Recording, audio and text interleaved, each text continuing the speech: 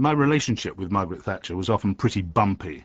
Some years after she'd left office, I filmed Lady Thatcher and the veteran Daily Telegraph journalist Bill Deeds for a TV profile I was making of Lord Deeds. "You know Michael Cockerell," he said to her mischievously. "Was he always kind to you when you were Prime Minister?" "No," she replied, with her signature brand of emphasis. "No, he was not." In fact, we had a love-hate relationship through all her time in office. It began when I was filming with her back in 1975, when she dared to challenge Ted Heath for the Conservative Party leadership. Mr Heath's people scornfully dismissed Mrs T as a Finchley housewife, and Heath himself claimed she wanted to turn the Tories into a middle-class preservation society. I raised this charge with her and asked whether she thought her public image would help her win back the votes the Conservatives had lost in the great industrial centres of the north of England. It wasn't I who lost them, except by being a member of Mr Heath's administration. Mr Heath represents the south-eastern seat and lives in Westminster. When the interview was finished, she said to me, "Why is it that all you young men," shows how long ago it was, "you always ask me about what I look like?" I replied, "I wasn't really asking about what you look like, Mrs Thatcher. It was more a question of how people in the north might perceive you." "Yes," she said, "you always ask me about what I look like. Why do you do that?" I replied, "What I meant was that people in the north of England who see and hear you, and themselves work in a factory or a mill, or may not even have a job at all, they may think you don't share their daily concerns or even understand them." "Yes," she said, "why do you always ask me about what I look like?" I got quite heated. "Mrs Thatcher," I said, "you know perfectly well I wasn't asking you about what you look like." She leant forward and patted me on the knee. "There, there," she said, "don't get upset. I was the one being asked the nasty questions, not you." A week later, Mrs Thatcher won the leadership. She told me she thought it was like being in a dream, to follow in the footsteps of the great Winston, as she called him. It is like a dream, really. Wouldn't you think so? I almost wept when they told me. I did weep. She bit her lip and her eyes glistened. It wasn't the last time I would have that effect on her, though in the future they'd more often be tears of rage. From the moment she became leader, Margaret Thatcher was concerned about the potential power of television. She'd react to the sight of a TV crew almost in the manner of a primitive tribesman faced with an explorer's camera. It was as if she thought it might somehow take her soul away. But she began to take advice about television from a colourful character called Gordon Rees, a diminutive former TV producer who looked rather like Ronnie Corbett. He ran on champagne and smoked huge Havana cigars. Mrs T later knighted him for services to her TV image. On advice from Gordon Rees, she underwent a complete makeover in her appearance for television. But it was only after she'd left office that she was prepared to acknowledge her media guru, or spin doctor as we'd call him today. Gordon was absolutely terrific. He knew exactly what needed to be done, and he understood that it wasn't enough to have the right policies. One had to look good in putting them over, and he said my hair had to be changed, and we'd better have a look at the makeup, and we'd better have a look at the clothes, and see how they looked on television and so on. And I hadn't taken any notice of these things before. But he was very good. He was a real professional. In the late 70s, the Tories' private opinion polls had told Gordon Rees that Mrs Thatcher's voice put people off. It was perceived as too high-pitched. He arranged for her to learn techniques to lower her voice.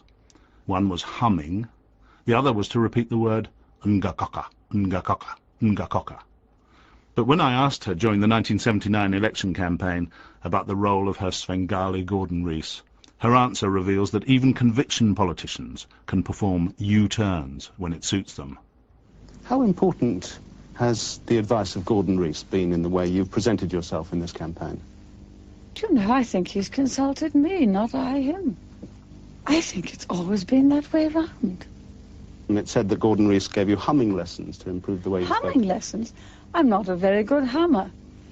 I just know that when you do get I mean, your voice is much lower than, yes, than it used to be. Well, yes, I'm not quite sure why. Whether it is the ones using it more. But I have often been conscious that at times when I've been very, very, very nervous, your voice rises. It does, you know. And now sometimes I learn to write on the top of a speech. Start low, relax. Another thing Gordon Rees taught her was to stop worrying and love the boom microphone. He told her that recorded snippets of her conversation would make her sound more ordinary and in touch with voters. Subsequently, she could never see a microphone without offering some seemingly spontaneous comment. She'd learnt that TV people can't resist natural sound, so-called. Like this snippet we recorded when she was chatting to women workers at a tea company in Newcastle. Do you buy your tea now in tea bags or in Lucy? You still have Lucy, but it's so much more convenient to wash up in tea bags. But there were some things she'd never say on camera. I filmed her when she visited the British Embassy in Washington in the late 70s. Peter Jay, who was then our ambassador, asked, "What would you like to drink?" She made no reply, but once out of sight of the camera, she scribbled Jay a hurried note. Was there a crisis? Some urgent matter of national security? Somehow I got hold of the note later. It read, "Whiskey and soda." She certainly wasn't going to be filmed asking for one. Mrs. Thatcher was becoming very media-savvy, as I realised when I filmed behind the scenes during the 1979 election. To play up her human side, Gordon Rees introduced the photo opportunity, beloved of American presidential hopefuls, into British elections. Until then, no previous aspirant to the dignified office of Prime Minister had given a campaign press conference clutching a 2-day-old calf. The press say, look, we don't want just another photograph of you with 100 bullocks looking in superb condition. There was this beautiful calf. And after all, we had 70 or 80 cameramen round with us. They have to do their job, and I'm very conscious they have to do their job, and they want a good picture. In the campaign, the Iron Lady, as the Russians had dubbed her, was determined to counter Labour's charges that she was harsh and uncaring. In an interview with me, she assumed a kittenish persona. I put it to her that there sometimes seemed to be two Mrs. Thatchers, one toured supermarkets and factory floors, exhibiting endless fascination about the minutiae of people's lives and jobs. The other was the platform politician, full of zealous conviction. I just wondered that there seem to be two Mrs. Thatchers sometimes. 3 at least. What are the 3? There's a very logical one, there's an instinctive one, and there's just one at home. Her manner was so intimate, even coquettish, that the late Sir Robin Day, watching in the studio as the filmed interview went out, joked, "The untold story of the election campaign.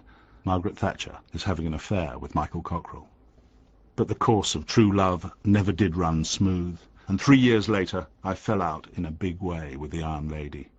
In 1982 I made a panorama after the Argentine invasion of the Falklands. Mrs. Thatcher had dispatched the task force, but our troops were not yet in action. On the programme, some Tory MPs expressed their hopes that war might still be avoided and an honourable settlement negotiated. It was not a popular view in her party, and in the Commons the next day the Conservative Mrs. Sally Oppenheim asked Mrs. Thatcher at question time, and I know the words verbatim because they're on the wall of my loo at home, "If my right honourable friend has time today, would she watch a recording of last night's panorama?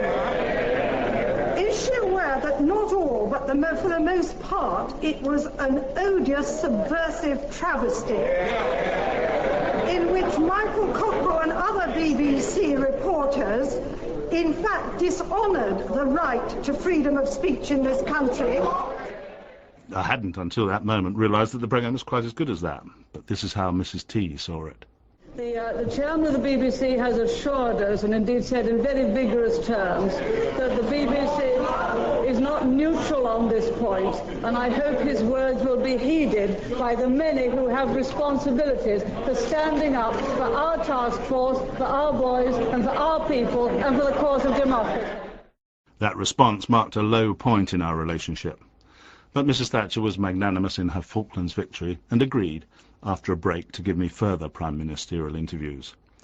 During the 1983 general election campaign, I was again filming behind the scenes with Mrs. Thatcher. It was a campaign distinguished by a remarkable theme song, written for Mrs. T by her sometime speechwriter, Sir Ronald Miller. 1, 2, 1, 2, 3, 4. Who do we want? Who do we need? Who is the leader who really can lead? Maggie Thatcher. It's Maggie for me. In that campaign, we filmed in the Panorama studio when Mrs. T had her famous interview with Robin Day, during which she brilliantly destabilised Sir Robin by referring to him repeatedly as plain Mr. Day. After the interview, Gordon Rees came into the studio and told Mrs. T she'd seemed to strip the Grand Inquisitor of the knighthood she'd given him 2 years earlier. Oh, dear, Robin, you don't mind, do you? Right. Did I say Sir Robin? Did I say Robin? I'm so No, you said Mr. Day about 8 times. Never mind. I later told Mrs. Thatcher how I thought she'd changed from the first time I'd filmed her, and that she was now much more at home in front of the TV cameras. She replied, "I've learnt that what you people want is a positive answer, and that's what I'll always give you." And in a way she always did, even when she was saying no, no, no. One thing I noticed over the years when filming with Margaret Thatcher was her use of the unintended double entendre, as when she became the first Prime Minister ever to appear on a chat show. It was 20 years ago, 1984, and the miners' strike was at its height. Her advisers calculated that she would benefit from appearing on a programme that showed her human face, The Michael Aspel Show. Prime Minister, this is a rather different sort of question time from the sort you were used to. You live over the job at number 10. Is it possible to feel at home there? I sometimes feel as if I started life living over the shop, and I live over the shop now, because people always come up. Is it possible? Well, I'm always on the job. People think of Mrs. Thatcher beamed with pleasure at the audience response, without ever quite seeming to have understood what she'd said. I learnt of another of her unintended double entendres when I was making a programme about Willie Whitelaw, who'd served for more than a decade as her loyal deputy. In a speech at his retirement dinner, she revealed how much she'd relied on Willie Whitelaw. I would go so far as to say that every Prime Minister needs a Willie. There was a brief silence, then the all-male cabinet fell about with laughter. "That is not to go beyond this room," Mrs. T said at once. But the very next day, one of her more fun-loving cabinet colleagues disobeyed and told me the story. The last time I interviewed Margaret Thatcher as Prime Minister was when she was celebrating her 10th anniversary in number 10. It was an almost surreal experience. When Prime Ministers have been in power for a long time, you can sometimes almost see the slates falling off as you talk to them. She answered my questions looking into the middle distance, a bit as if she were Joan of Arc, hearing voices. For the programme, I'd asked Willie Whitelaw how long he felt Mrs. Thatcher would continue in office. "Oh, she's very fit, very strong. I hope she'll go on for a very long time," he replied. "But she's not immortal," I ventured to suggest. "No," Willie began, but then, as if stifling an unworthy thought, he added, "But perhaps she is." In number 10, I recounted this exchange on camera to Mrs. Thatcher. Reviewing the tape today is revealing. On freezing the frame, at exactly the moment she hears my intimation of her mortality, a remarkable look comes over her face for an instant, an apparent mix of panic and blinding revelation. Or maybe it was just, what is this Cockerell going to ask me? Within a few frames it's gone, and she recovers her composure when I tell her that Whitelaw had said perhaps she was immortal. Oh, what a sweet thing of Willie to say. So long as I'm here, I will carry on doing the things which I believe in and believe in passionately. I'm not immortal, and I don't know how long I'll go on. No one does. The next year, she was gone, and she left a huge hole for political journalists. Once you had Margaret Thatcher in your viewfinder, she rarely failed to produce riveting images and powerful quotations. The modern media, which in the usual run of things tend to magnify personalities, had for the 15 years of her Tory leadership been faced with one that was giant-sized in its own right. Disraeli, Lloyd George and Winston Churchill became Prime Ministers before the age of television. Happily, Margaret Thatcher did not. Maggie Thatcher, it's Thatcher for me. 2, 3, 4, Thatcher, Thatcher, Thatcher, not a man around to match her.